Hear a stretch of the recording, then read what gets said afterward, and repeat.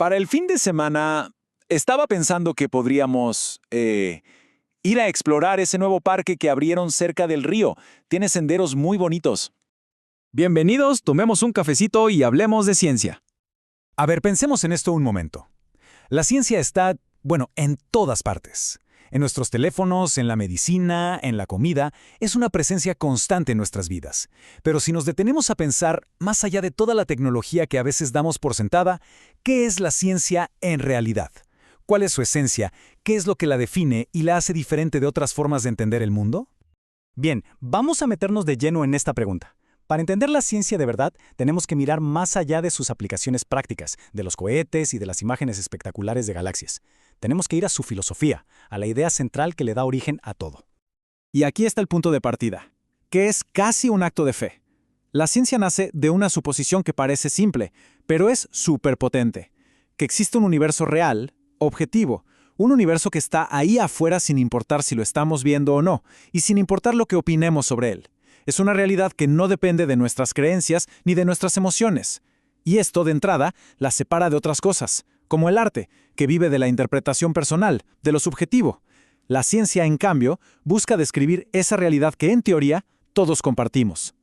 Y claro, este camino no empezó ayer, lleva milenios. Probablemente comenzó con algo tan simple como mirar el cielo. Nuestros antepasados veían el sol, la luna, las estrellas y se hacían preguntas. Esas primeras observaciones, que al principio eran medio desordenadas, con el tiempo se fueron organizando. Se dieron cuenta, por ejemplo, de la relación entre la posición de los astros y las estaciones, algo clave para la agricultura y para que nacieran las civilizaciones. De esa curiosidad tan básica nació un conocimiento cada vez más metódico y sistemático. Entonces, si la ciencia es esta manera tan particular de ver el mundo, ¿cómo la reconocemos? ¿Qué características tiene el conocimiento científico que lo hacen único? Pensemos que son como su firma, esos elementos que nos dicen, sin lugar a dudas, esto es ciencia. Esta firma tiene 4 componentes clave. Primero, la objetividad, que se logra usando un lenguaje universal que no se presta a confusiones, las matemáticas. Segundo, la cuantificación, o sea, la ciencia se enfoca en lo que se puede medir, en lo que se le puede poner un número. Tercero, la reproductibilidad. Esto es fundamental. Si distintas personas repiten un mismo experimento en lugares diferentes, deberían obtener resultados parecidos. Y por último, un concepto fascinante que muchas veces se entiende mal, el error experimental. La palabra error nos suena a algo malo, ¿no? Como a una equivocación.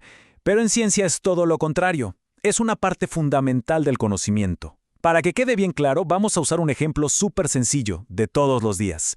Imaginemos que le pedimos a varias personas que midan la altura de un niño. A ver, veamos los resultados. La persona A mide 1,56 centímetros. La persona B mide 1,55 y la C 1,54.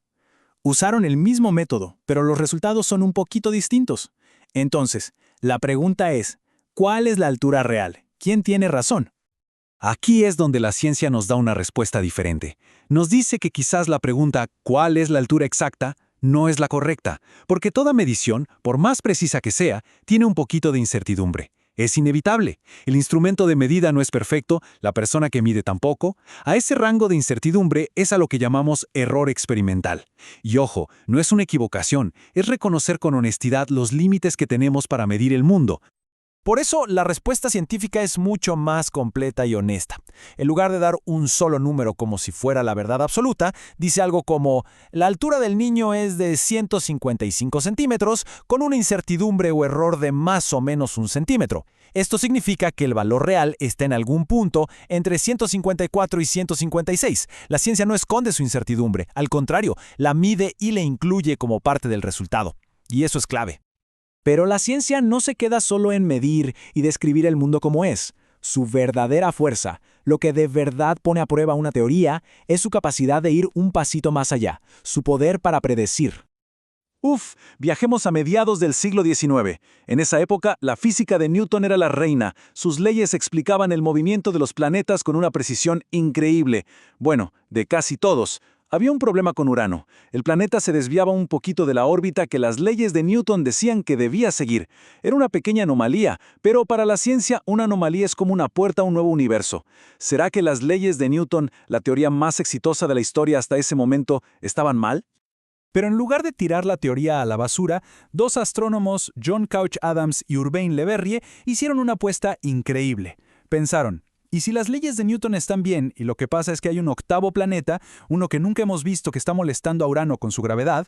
Así que, por separado, usando solo lápiz, papel y muchísimas matemáticas, calcularon dónde tenía que estar ese planeta fantasma. El 23 de septiembre de 1846, unos astrónomos apuntaron el telescopio a ese punto exacto del cielo y ahí estaba, Neptuno. Esto no fue suerte, para nada. Fue una predicción pura, que nació de la confianza en una teoría matemática. La existencia y la posición de un mundo entero se dedujeron en un papel antes de que un ojo humano lo viera. Fue, como dijeron en ese momento, un verdadero y notable triunfo de la teoría. Un triunfo como ese nos podría hacer pensar que las teorías científicas, una vez que se prueban, son verdades para siempre. Pero aquí viene una de las ideas más interesantes y, la verdad, más raras de la ciencia. Las teorías no son eternas. Nacen, por así decirlo, con fecha de caducidad. Miren, a finales del siglo XIX, después de éxitos como el de Neptuno, había una sensación de que la física ya estaba casi terminada. Se pensaba que con la mecánica de Newton, el electromagnetismo y la termodinámica ya se podía explicar casi todo. Pero al mismo tiempo empezaron a aparecer problemas. Cuando intentaban usar esas grandes teorías para explicar cosas muy pequeñas, los resultados eran un disparate. Llegaban a predecir que la energía dentro de una caja tenía que ser infinita. La física estaba en la cima de su gloria, pero a la vez en un callejón sin salida.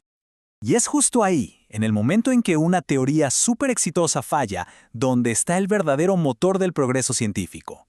El filósofo Karl Popper lo explicó de una forma genial. La ciencia no avanza confirmando lo que ya sabe, sino buscando, a propósito, sus propios errores. Entonces, la clave es un ciclo que nunca para. Primero, se crea una teoría para explicar lo que vemos. Pero ahí no termina el trabajo, para nada.